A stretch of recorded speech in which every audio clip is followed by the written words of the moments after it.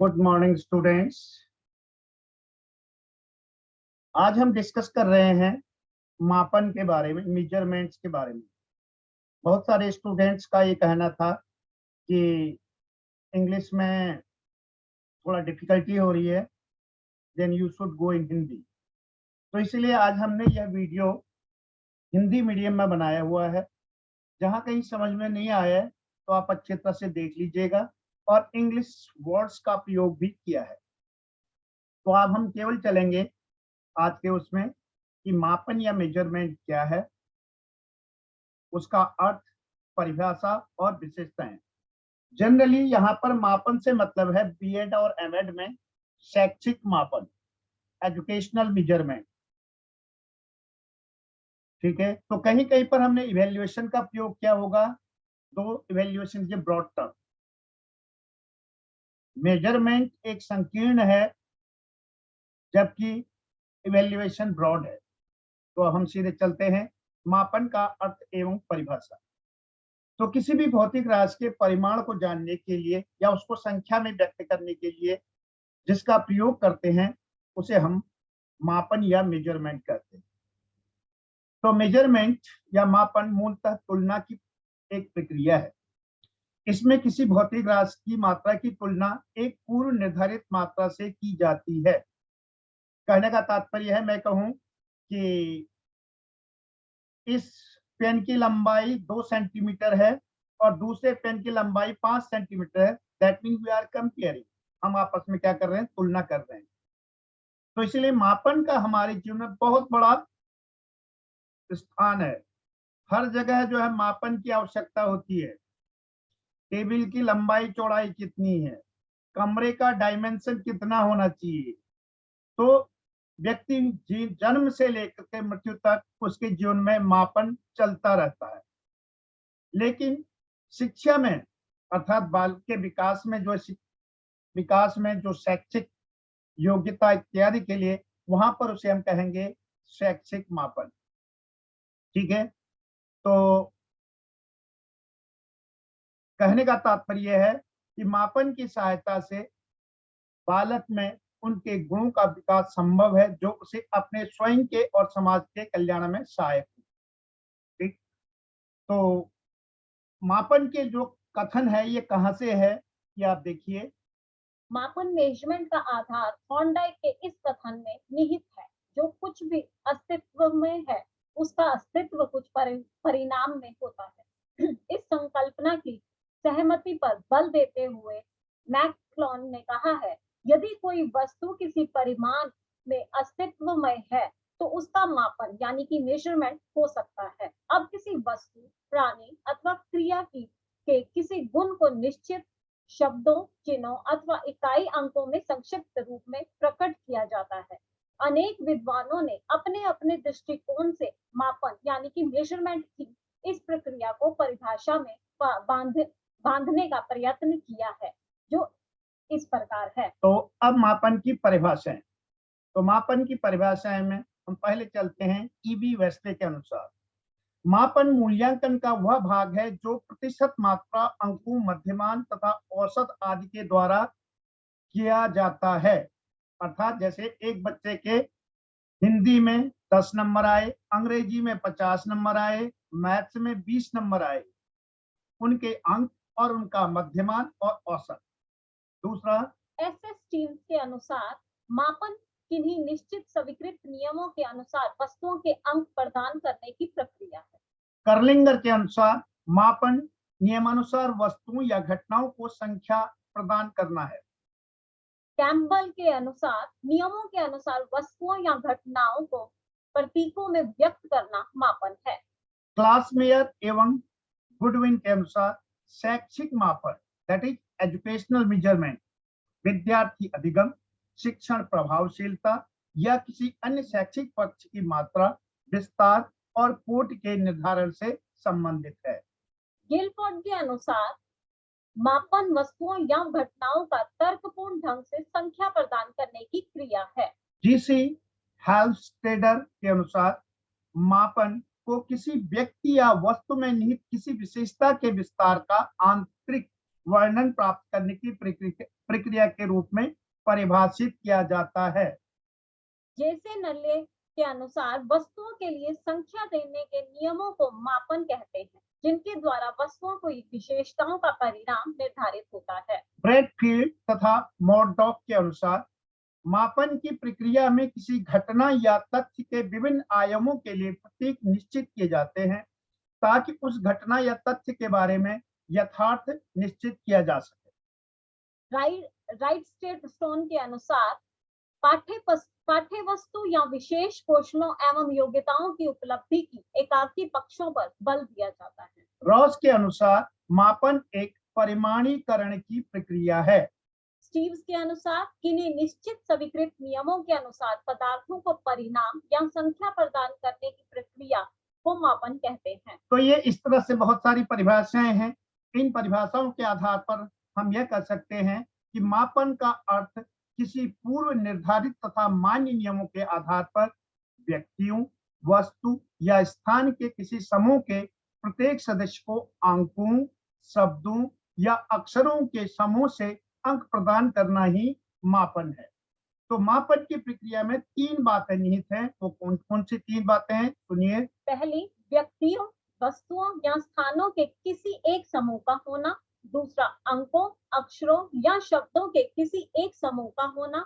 तीसरा, अंक, अक्षर या शब्द प्रदान करने के लिए पूर्व निर्धारित नियमों का होना। तो शिक्षा के क्षेत्र में विद्यार्थियों की योग्यता या विशेषता की मात्रा को गणितीय इकाइयों में व्यक्त करते हैं तो वह मापन है। शैक्षणिक जहां हम कहते हैं एजुकेशनल मेजरमेंट, वहां हम जो है सपोज 100 मार्क्स का क्वेश्चन है, क्वेश्चन पेपर है, तो उसमें से कितने मार्क्स आए ये आपका मेजरमेंट में आएगा। ठीक, आगे हम चलते हैं। मापन की विशेषताएं। मापन की बहुत सारी विशेषताएं होती हैं। ठीक है, हमने यहाँ पर कुछ भी लिए हैं, तो वो 1 2 3 क्या है।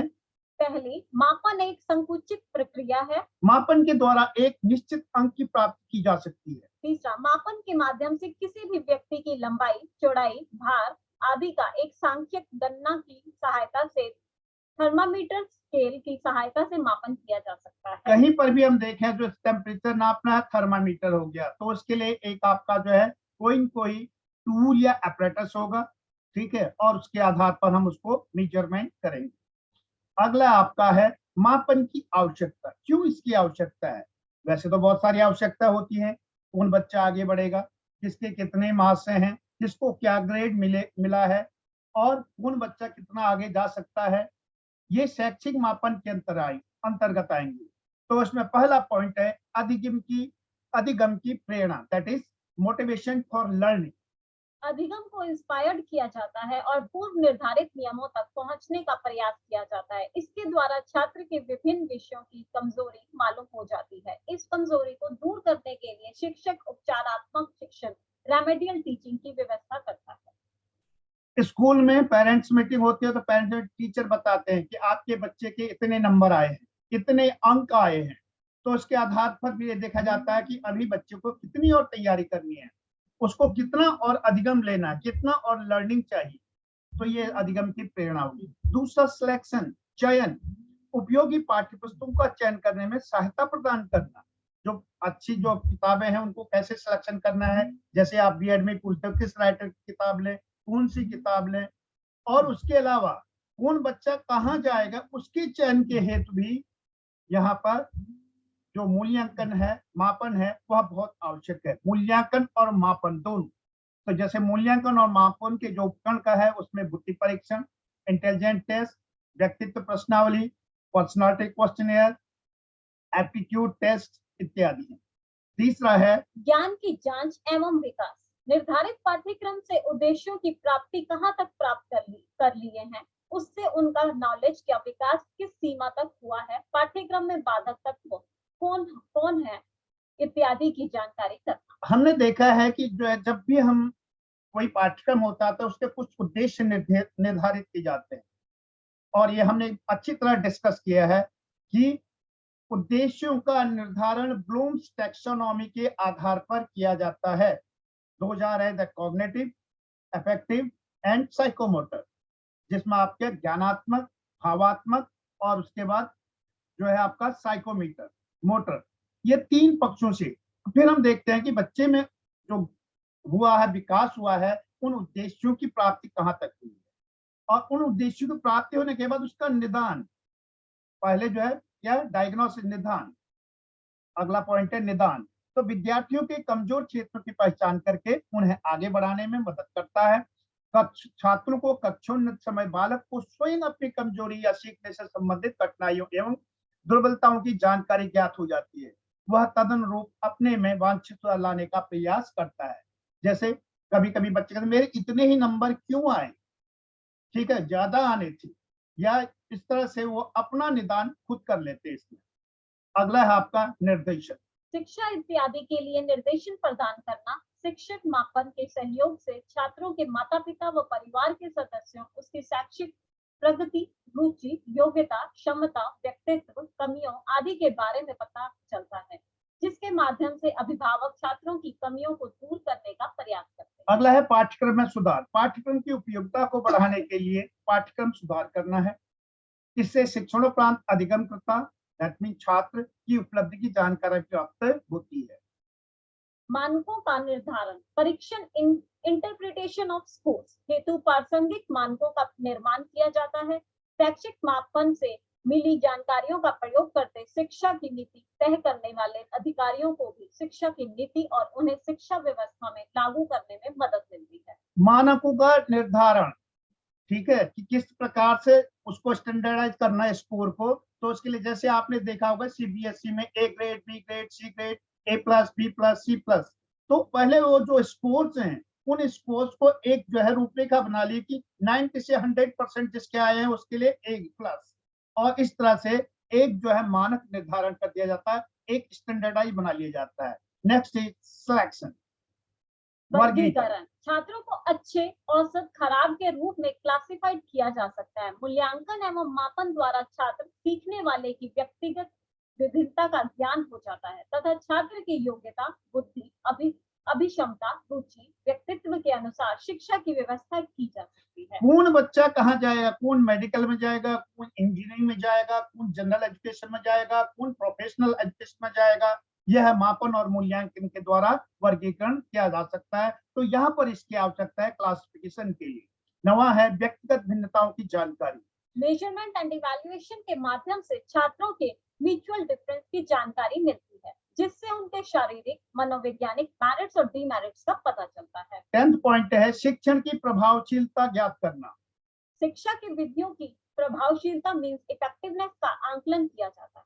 मापन एवं मूल्यांकन द्वारा शिक्षक अपनी शिक्षण विधियों तथा शिक्षण योजना की उपयोगिता की जानकारी प्राप्त कर लेता है।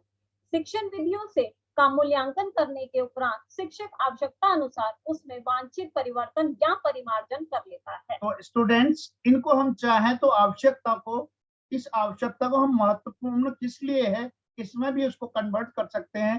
तो मापन और मूल्यांकन की शिक्षा में क्या आवश्यकता है, उसके लिए है आपका सीखने की प्रेरणा, मोटिवेशन ऑफ लर्निंग, पाठ्यक्रम में परिवर्तन, मॉडिफिकेशन इन करिकुलम, शिक्षण में उन्नति, प्रोग्रेस इन टीचिंग, निर्देशन एवं परामर्श में सहायक, helpful in guidance and counselling, परीक्षा प्रणाली में सुधार, इम्प्रूवमेंट इन एग्जामिनेशन सिस्टम, विद्यालयों में सुधार, इम्प्रूवमेंट इन